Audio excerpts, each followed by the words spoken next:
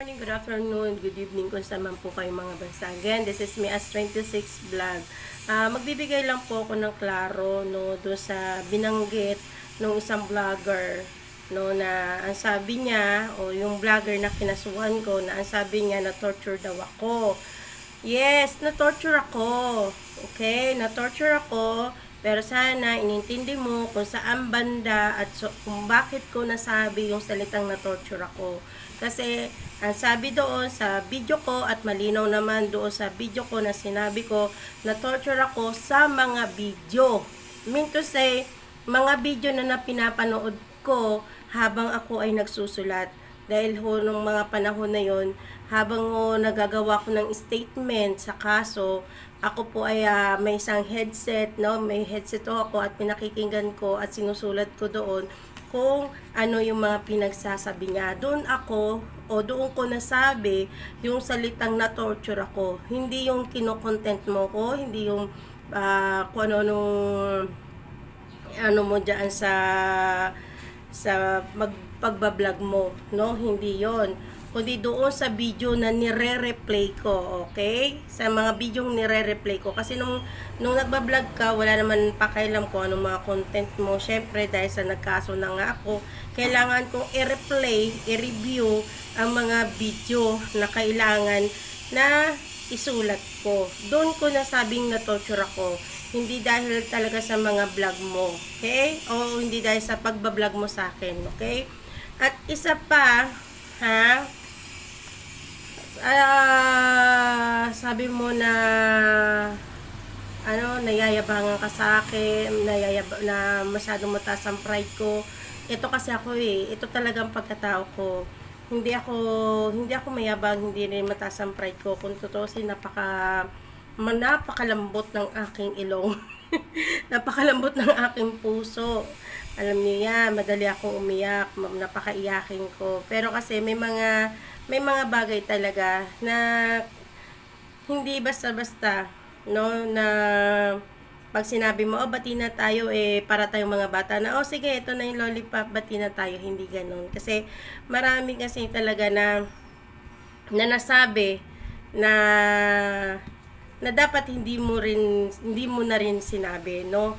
Tsaka isa pa, huwag mong ikukumpara ang banatan namin ng mga ibang vlogger na nakaribatan ko o nakaanohan ko rito sa social media, kasi iba yung sitwasyon namin noon sa sitwasyon natin. Okay? Dahil yung mga yon, hindi ko yung kilala, hindi ko kaibigan yon, wala kaming pinagsamahan, kundi nag-start kami talaga sa ribatan. Nag-start kami for the content, no? Content na lang. Ngayon, ikaw kasi, kung bakit ikaw ang kinasuhan ko, kung bakit ikaw ang hindi yun dahil sa napikon ako, siguro, no? Pero hindi as in talagang pikon. Siguro binigyan ko lang para sa akin, binigyan ko ng hustisya yung mga pinagsasabi mo against sa mga anak ko, dahil nadami nga yung mga anak ko, mga pinagsasabi mo tungkol sa mga anak ko, pati yung pagpapalaki ko sa mga anak ko, di ba? Doon siguro, no, doon talaga ako na sa'yo na kung bakit kita kinasuhan. Hindi dahil sa napikon ako sa'yo, hindi sa galit, no? Doon talaga kita kinasuhan kasi syempre naawa ako sa mga anak ko. At sabi ko nga, ginawa ko yung pagkakaso na yung para sa mga anak ko at para mabigyan din kita ng leksyon, no? Baka mamaya samahin mo na naman yung sinabi kong leksyon. Mabigyan ko ng leksyon o maging aral ba na yung mga ganyan-ganyan mga bagay, lalo na pag personal, hindi dapat yan basta-basta nilalabas sa social media, lalo na, 'di ba? Lalo na meron naman tayong pinagsamahan. 'Di ba? May pinagsamahan tayo Kaya nga nagtaka ako, bakit mo ko below the belt na ginawa ng ganun? Kasi kung doon sa mga dating mga vlogger na nakaanuhan ko, nakaribatan ko, wala akong pakialam kasi for content kami. Sabi ko nga, dapat hindi ko na to papansinin, dapat hindi na ako magre-reaction. Kaya lang kasi natatawa lang ako na parang anong-ano ka na, kaya na-torture ka dahil sa akin, napikon ka dahil sa akin, hindi. Dahil yun sa mga anak ko. At sabi ko nga, walang sino man ang nagsulsul sa akin, walang sino mang mga sponsor o founder na nagsalita sa akin na, o ganito, ganyan, sige, ano mo yan, wala, sarili ko, decision yon. Sarili kong desisyon. Walang ibang nag-utos sa akin, sarili kong desisyon yun. At nagpapasalamat talaga ako dahil sa mga tao na tumulong sa akin noong panahon na ginagawa ko yung kaso na yan o sinampa ko yung kaso na yan. No? Sabi ko nga, magpasalamat ka talaga sa Diyos. Totoo yung sinabi ko. Even though everyday ka nagpapasalamat sa Diyos o kahit naman sino araw-araw talaga kailangan natin magpasalamat sa Diyos. Pero yung sa akin kasi, intindihin mo yung sinabi ko na magpasalamat ka sa Diyos dahil hindi pumabor sa akin ang kaso. Okay? Na-dismiss. Dahil kung pumabor sa akin ang kaso, ano kaya ang mangyayari sa'yo? Diba? Yun. O, nayayabangan ka na naman sa akin, na ano ka na naman sa akin sa mga sinasabi ko. Kasi totoo naman talaga. Diba? Paano kung pumabor nga sa akin ang kaso? Paano kung nakasuhan ka nga? Diba? Ano, tsura mo? Ano magiging, mo? Diba? Tsaka wala akong pakailam kahit may agent ka, may abogado ka. Hello? Mag-isa lang ako. Mag-isa lang ako na lumalaban. Mag-isa lang ako na pumupunta sa korte. Isang beses lang ako sinamahan ni Mang Marsing at hindi na ulit ako nagpasama. Mag-isa lang ako. Wala akong secret agent, wala akong abogado. Mag-isa lang ako. Kaya wag ganun. Wag ganun. Yes tayo yung yabang nyo na hindi nyo nakikita. Pero yung yabang ko, kitang-kita ninyo. Ay, nako. Diyos ko, Lord. Diba? Kaya nasabi ko yon na magpasalamat ka dahil pumabor yung kaso sa'yo at hindi pumabor sa akin at na-dismiss. Paano nga? Halimbawa, na pumabor sa akin ang kaso. O, anong gagawin mo? Diba?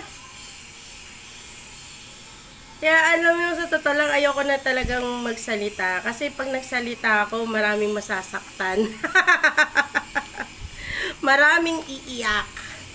Maraming luluha. Kay As 26 na naman at maaasar.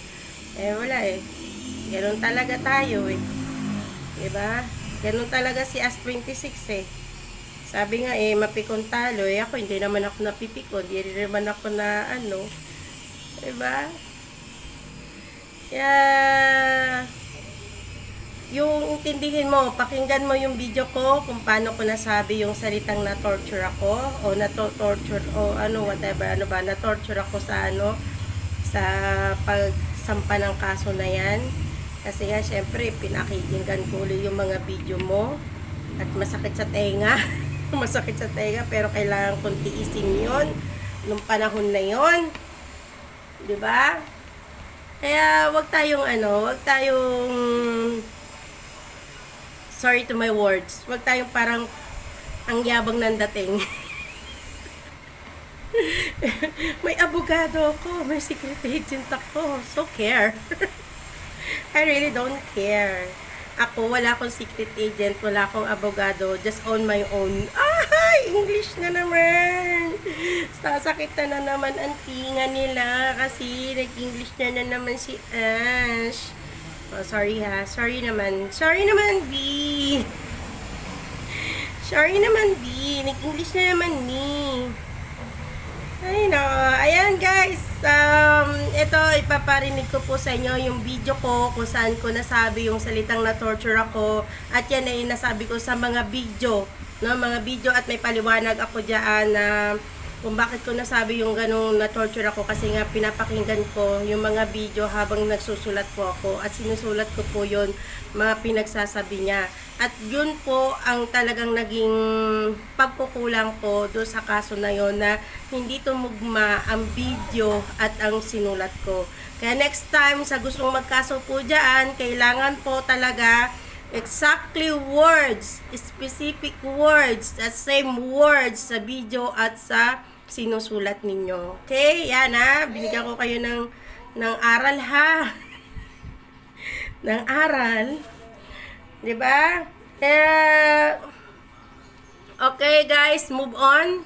Ako, naka-move on na ako. Dito, busy ako dito sa tindahan. 'Di ba? Ngayon lang ako nakapag-reaction. Dapat nung isang araw pa. Kaso talagang busy po ako. Ngayon, ito na naman, oh, 'di ba? Walang kamatayang paggawa ng cheese stick dahil ito po ay mabenta dito sa lugar namin at mabenta dito sa aking tindahan ang paggawa ko ng cheese stick. Kaya araw-araw po ako gumagawa ng cheese stick, no? At hindi lang daan-daang peraso po ang ginagawa ko. Kaya busy po ako. Yan, hindi naman ako nagbukas ng tindahan muna kasi pag nagbukas po ako, maya-maya may bumibili, hindi ako nakakaipon ng cheese stick. So, sabi ko, mamaya na ako magbubukas pag nakaipon na ako, mamaya na rin ako mamamalengke. Ayan, guys, thank you so much again and God bless us all. Thank you po sa lahat ng mga sponsor na tumulong po sa akin. Thank you sa lahat ng mga sponsor, supporters na nagtiwala at nagmamahal po sa akin. At thank you po lahat sa mga titas, no, ng aking talaga naman nakasuporta po sila sa akin. Thank you po sa inyo, sa aking mga ate. Thank you po dyan kay Tita Merly. Thank you po. Again, this is May Ask 26 Vlog. Bye-bye! Thank you po. God bless us all. Bye-bye. Alam niyo ba, yung pinail ko na kaso na yan, kung gaano kakapal. At sabi nga nung piskali, ang haba ng mga video. Alam niyo, sa totoo lang, torture sa akin. Torture sa akin na pakinggan ko ang mga video. Mabawat salitang nilalabas mo sa bunganga mo. Torture sa akin yun. Kasi kailangan kong italye. Kaya lang nangyari kasi, hindi ko agad naayos ng maayos. Hindi ganun. Kasi ang nangyari po sa kaso, para po sa paglilinaw, yung nasa video po, ay hindi ganun kasing tugma nung nasa sulat ko. Kasi doon sa video, diba din inaulot ko yung mga video at kailangan ko rin po yun isalin sa pagsulat at titignan doon kung saan oras o minuto na binigkas yung mga ganong salita.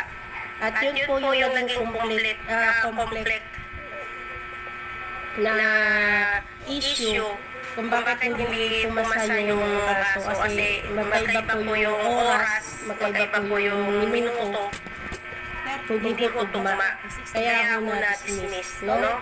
Pero kung yun talaga siguro, kaya naano ko talaga na, kasi sinabihan din naman ako, thank you nga pala kay Ma'am Angel, yung pulis na nag-asikaso po rin sa akin. Maraming salamat po. Kung sinabihan din ako noon sa cybercrime na kailangan, kung ano lang nasa video, yun din ang nasa kaso nangyari sa akin kasi parang binuod ko na. No, hindi na ganun kasi at talagang kailangan pala, no, lesson learned din, no, na nangyari sa kaso na to, at least may idea ka na dapat talaga i-ano mo siya, yung tawag dito, dapat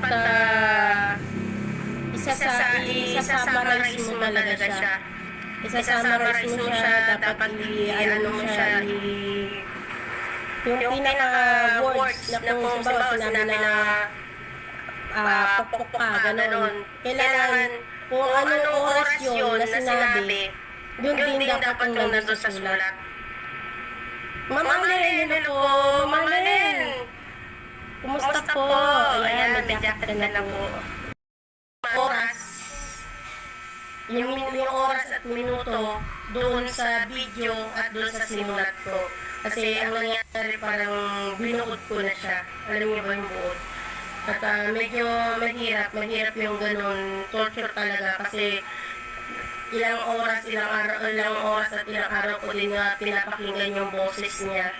At talagang ako lang mag-isa para na ano ko, At hindi ko talaga na ano na kailangan ganun pala talaga na kailangan pag nagpasok ako, anong may oras na sinabi niya, yung mga words na hindi dapat sabihin, yun din dapat ang nasa handwrite mo, yung nasa isusulat mo doon sa ano, kasi ganun pala yung sistema, no? Kaya hindi biro ang pagkakaso-kaso talaga. Kailangan talaga na paglalaanan mo siya ng oras, paglalaanan mo siya ng panahon, paglalaanan mo siya ng attention, no? Hindi ka dapat na magpatumpik-tumpik, kailangan talaga isipin mo yung mga bawat mga salitang binitawan ng taong na nagsalita sa iyo ng hindi maganda sa social media. Kailangan talaga specific, sabi nga doon sa sinulat sa akin, specific words, kasi hindi siya tugma sa video at doon sa sinulat ko. Yun ang naging problema, hindi naging tugma. Pero sa ganun man, no,